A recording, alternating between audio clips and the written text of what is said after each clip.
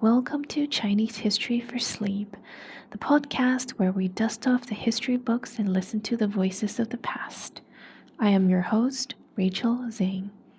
Today we're traveling to a time of incredible chaos and even more incredible thought. A period in Chinese history where the map was a bloody jigsaw puzzle, constantly being fought over, where kings raised armies of hundreds of thousands, where the very meaning of order, power, and good life was being questioned, debated, and written down. This was the Warring States period, roughly from 475 to 221 BCE, and out of its relentless violence and uncertainty came some of the most influential ideas in all of human history. This is the story of how the crucible of war forged the philosophies that would shape China for 2 millennia. To understand the philosophers, we first have to understand the worlds they were trying to fix. Imagine the former Zhou dynasty kingdom, once unified under a ceremonial king, now shattered into 7 major powerful states: Qi, Chu, Yan, Han, Zhao, Wei, Qin. The name for the period says it all. They were constantly at war.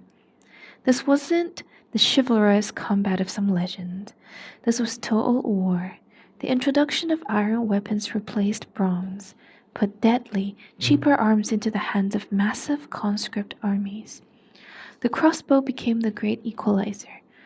Warfare was revolutionized. It was no longer about aristocratic heroes and heroines, but about discipline, logistics, and numbers. Hundreds of thousands could die in a single campaign. The old rules were gone. The question every ruler faced was stark and simple: conquer or be conquered. Survival was not guaranteed. This created a desperate demand for talent. Rulers became patrons, eagerly seeking out advisors who could offer them a winning advantage, be it in strategy, economics, statecraft, or morality. It was into this pressure cooker that the 100 schools of thought emerged. And today, we're focusing on 4 of the most enduring: Mencius and Confucius.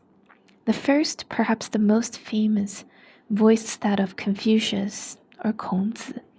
Now, Confucius himself lived just before the Warring States period, in the preceding spring and autumn period, but his teachings became the bedrock of the philosophical debates that followed.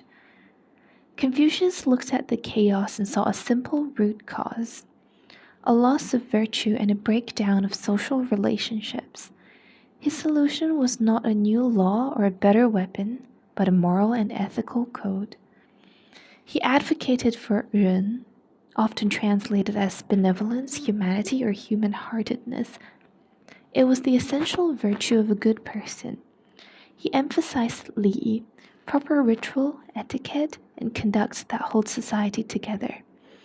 And he focused on the 5 key relationships: ruler and subject, father and son, husband and wife, elder and younger brother, and friend.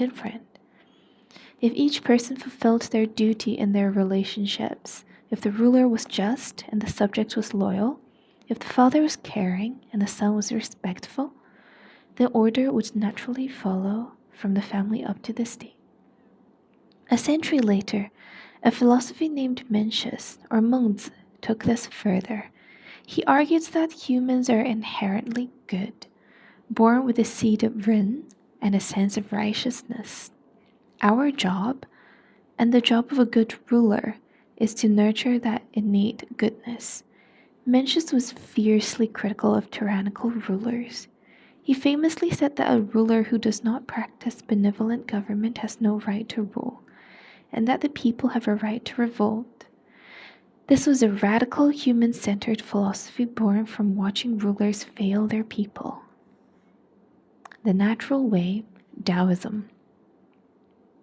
If Confucianism was about engaging with society and fixing it, Taoism was about something entirely different.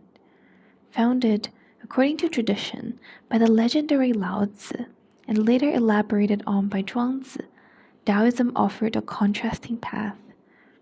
Where Confucius saw a society that needs rules, Lao Tzu saw a society that was suffering because of too many rules, ambitions, and artificial constructs.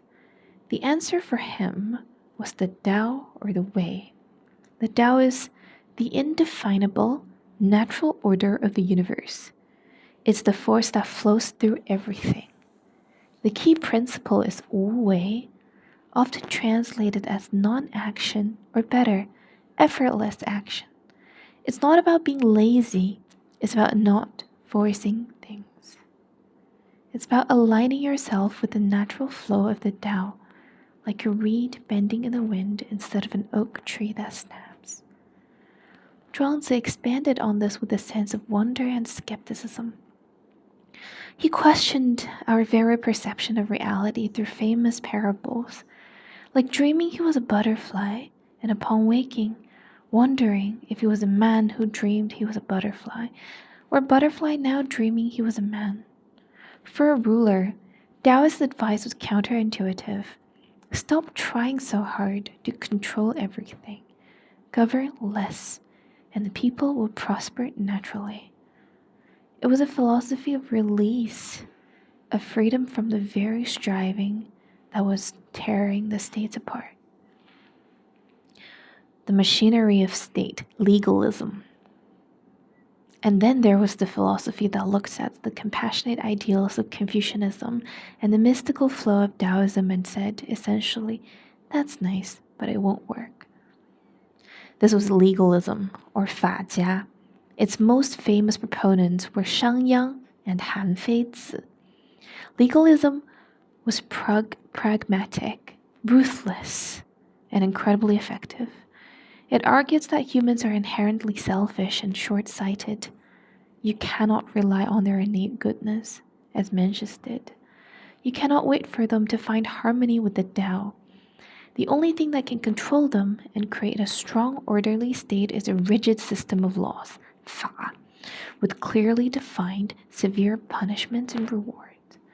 The law was to be applied impartially to everyone, from peasant to noble. The goal was to concentrate all power in the hands of the state, especially the ruler, and to create the state so organized for agriculture and war that it would inevitably crush its rivals. Legalism rejected morality and tradition as guides for policy. The only thing that mattered was what worked to strengthen the state. It was the ultimate philosophy of survival of the fittest, and it was the state of Qin, under the guidance of legalist ministers, that would eventually perfect this machine of state and conquer all the others, ending the warring states period and unifying China under its first emperor, Qin Shi Huang. Legacy, the synthesis. So who won? In the short term, legalism won. The Qing state's ruthless efficiency paved the way for unification, but the Qing dynasty, built on terror and forced labor, collapsed in just 14 years. Its brutal legalist rule was so hated that it was discredited. The dynasty that followed, the mighty Han, learned a vital lesson. They couldn't govern a vast empire purely through fear. They needed a moral framework. And so they reached for the philosophies of the warring states and created a synthesis. They adopted Confucianism as the official state ideology, providing the ethical and hierarchical glue for society. But they also incorporated legalist structures for administration and control, what historians often call Confucian on the outside, legalist on the inside. Taoism, meanwhile, flourished as a personal philosophy, a spiritual counterbalance, and later, a religious tradition. The debates of the Warring States periods never truly ended. They became the core of Chinese political and cultural thought for centuries. The desire for a virtuous ruler, Confucianism, the need for efficient administration, legalism, and the search for personal harmony, Taoism, continue to be powerful forces. The Warring States period was a terrifying time to be alive, but from its fires emerged a stunning intellectual gold. It was a reminder that our deepest thinking about how to live and how to govern often comes not from times of peace, but from our struggle to make sense of chaos. Thank you for listening to Chinese History for Sleep. If you enjoyed this episode, please rate, review, subscribe, and look forward to the next episode.